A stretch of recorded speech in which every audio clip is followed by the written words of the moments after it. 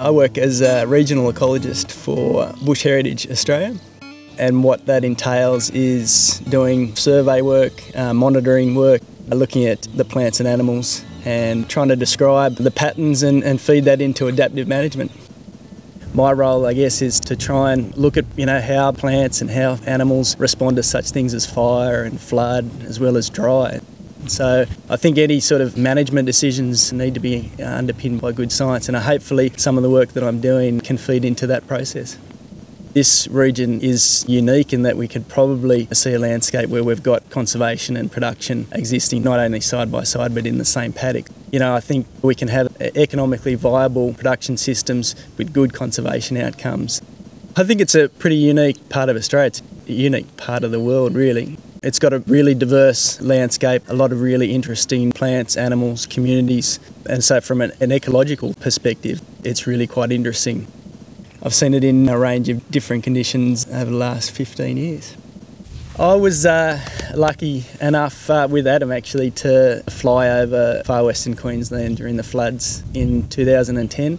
We flew out over the Georgina and the Mulligan. It was just an expanse of water, probably hadn't been like that for several decades. So yeah, to see how the country responded to it over the last couple of years, I feel very lucky that I've been a part of that because I might not see it again in my lifetime. The spring complexes that are ecologically quite unique, they need to be looked after, and as well as inappropriate fire regimes. Feral animals, weeds are another one, and yeah, inappropriate land use, I guess. We've seen a big spike in feral animals, foxes and cats particularly.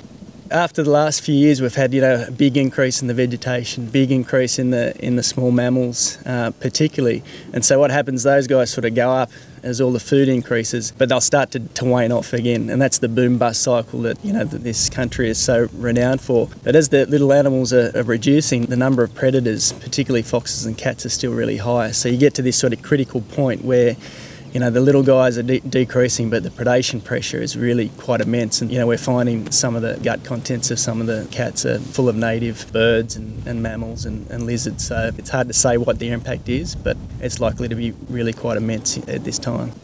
I've been working out here since 1997. I first came out as part of the Desert Ecology Research Group at the University of Sydney.